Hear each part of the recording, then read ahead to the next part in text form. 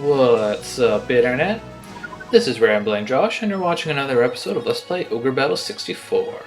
Today we hopefully finish off the assault on Alba, trying to take this place back, well, for the Revolutionary Army. I finished off all the kind of stray guys that were just kind of running around here headless. And the only thing that was really interesting that came of that is the fact that Katrina's Soldier Reserve thingy changed into an Amazon. So I switched my formation around a little bit. It was previously like that. And I just moved Katrina over and put the Amazon right there. But yeah, that's not really all that important. The other thing I did is I shuffled around to where my units are a little bit. Not that it actually matters at this point. But I want Tyler to take on General Godeslis. And the reason for that is simply because Tyler has become a little bit neglected.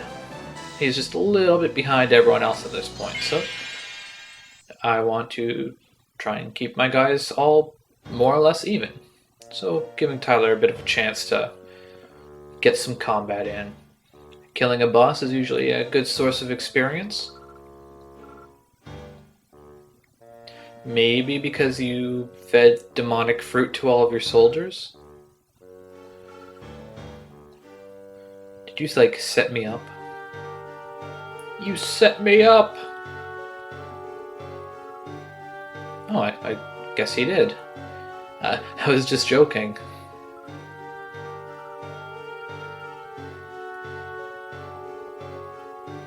Please!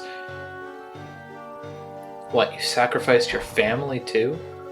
What a jerk.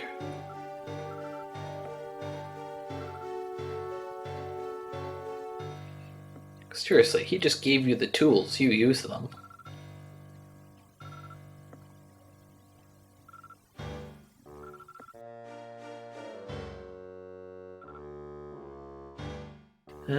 So this was all kind of a test for the ogre makers.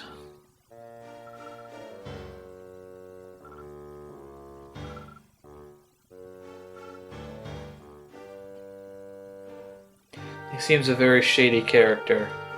I'm sure we'll never be seeing him again. Oh look, we arrived just in time to not see the bad guy. Or the bigger bad guy.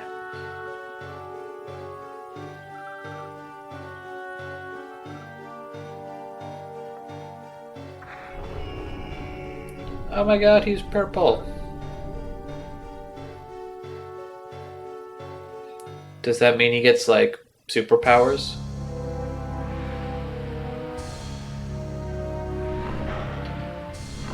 Thankfully, all the purple in the world won't stop you being mauled by hellhounds. Infest. That's pretty hardcore. I mean, it didn't do a whole lot, but Infest is, like, high-level magic, if I recall correctly. My hellhounds did indeed level up, so I guess that was worth it. It's not like Godeslis is the hardest boss ever. No, it looks more like you reached the bottom when you kind of fell over and died. It's kind of far from the top, in fact. And for beating this battle, we get an S-Talk? Yes, we get an S-Talk. Which is, of course, a piercing sword, used by dragon tamers. Is that supposed to be like cheering and applause?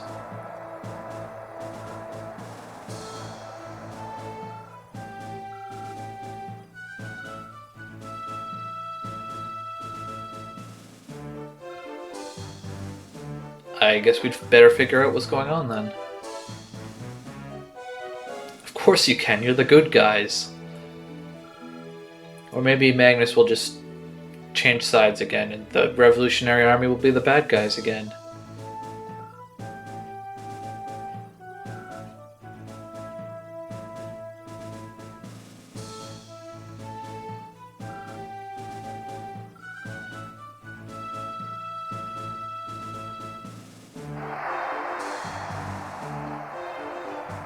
Yay! good guys. Yay! Yeah, sure, why not? And thus ends Chapter 1.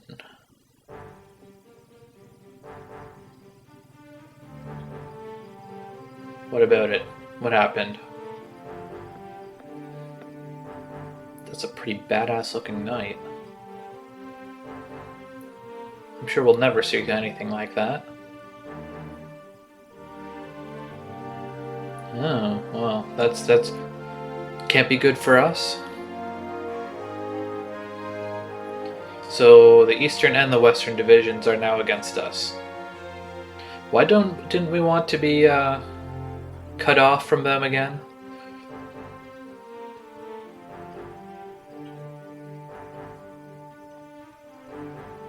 Hey, it's Yumiel.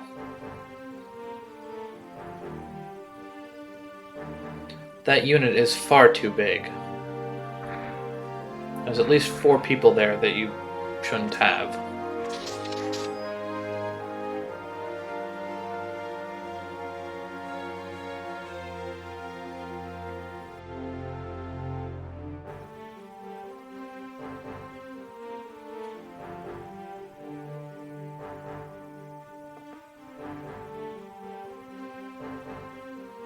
Okay, so I guess now we're going up against the Western Division?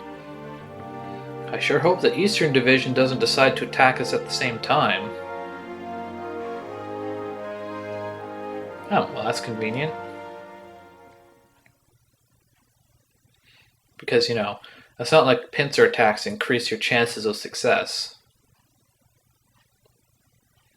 In a world shrouded in darkness, no path can be found.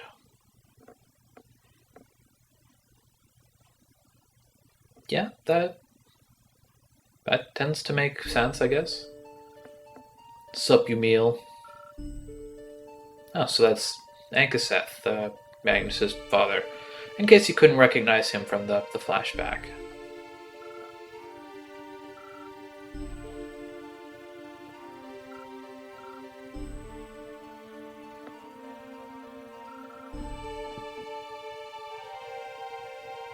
Who is this? It's the shady dude. And some maid chick.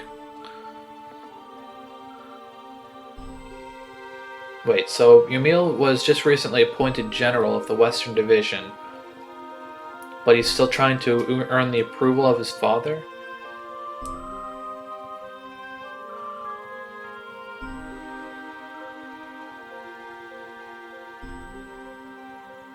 Oh, so the girl is a present too. But like, Yumiel wouldn't have been appointed general of the Western Division if he didn't have his father's approval, would he? I mean, maybe it's just a formality? How do you know her? What the heck was that? Good thing he didn't, like, accidentally stab her. I don't think that's what an earthquake means.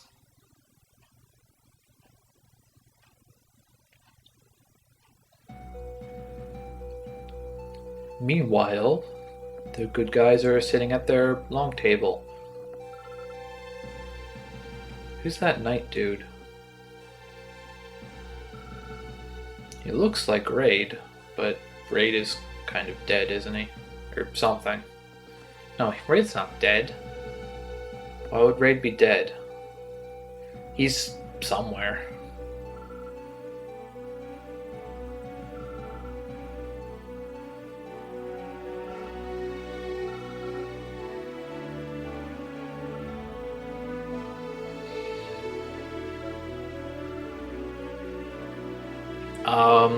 Trying to kill us?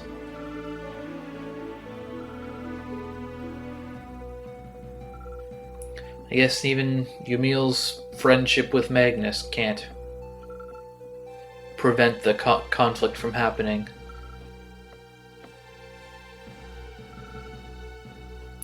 Zevik? Who the heck is Zevik? Where'd he come from?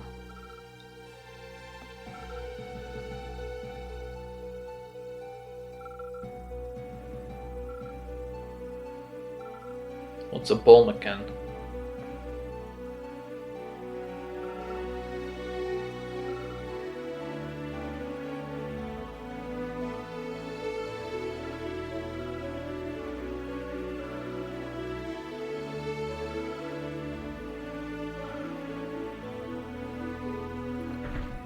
Yeah, that's something the bad guys would do.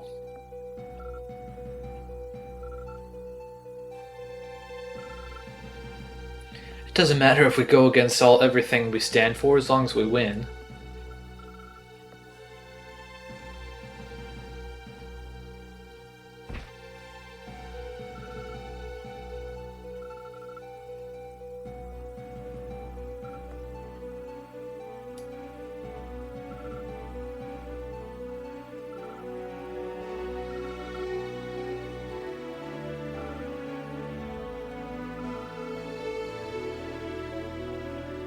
Seems like they're in a bit of a pickle.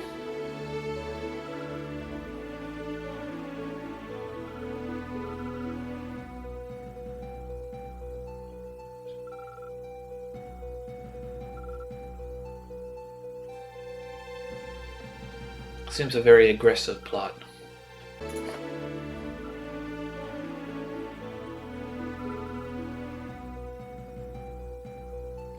I guess we're taking it one step at a time.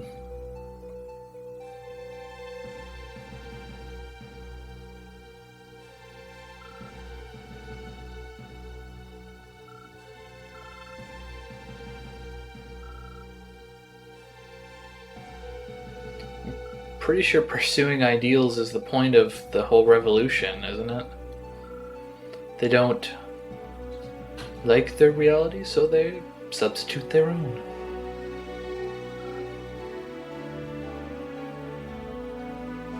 If your job is to slay the foes, then maybe you should focus on that and not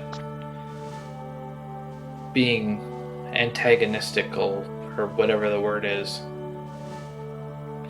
So, I don't believe there's anything... Actually, no, that's entirely untrue. There is something to do here, now that we've commenced Chapter 1. If we enter Alba, we can head over to Edipar.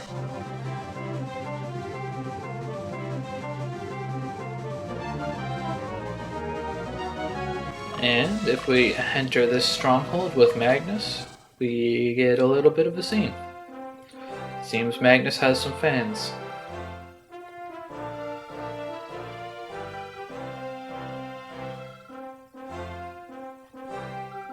Why, thank you, I guess. Okay, well, I'll take. I don't really care about the honorary member thingy, but I'll take the Medal of Vigor.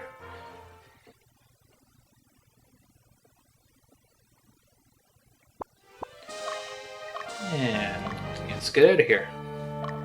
Now, the Medal of Vigor is another item kind of like the Marching Baton. It's one of those items where you kind of equip it on your group and it just kind of does stuff for you passively. So I actually want to give it to Orwell.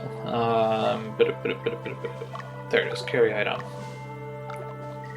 And as it says, as it says there, metal that strengthens the leadership of a unit and hastens the growth of its leader and soldiers. I don't think it actually does anything for your leader, but basically it, well, I guess technically it's for your leader. It lets you promote soldier reserves faster. So basically it means that your leader will generate soldier reserve experience at twice the normal speed. So that's kind of handy. Of course, by this point you're probably not doing a whole lot of promoting of soldier reserves, but if you are, then it's there. Let's see, I got 2. So yeah, once Mandy and Orwell promote their soldier reserves, I should probably be fine on females. Actually, probably that might actually end up being a few more than I actually need. But whatever. Take a quick look at list class, see if I can't do any more changing around. Ah, good. I can change this guy into a berserker. So let us do that. Because ninjas are terrible, and berserkers are less terrible. Let's see, anything else interesting?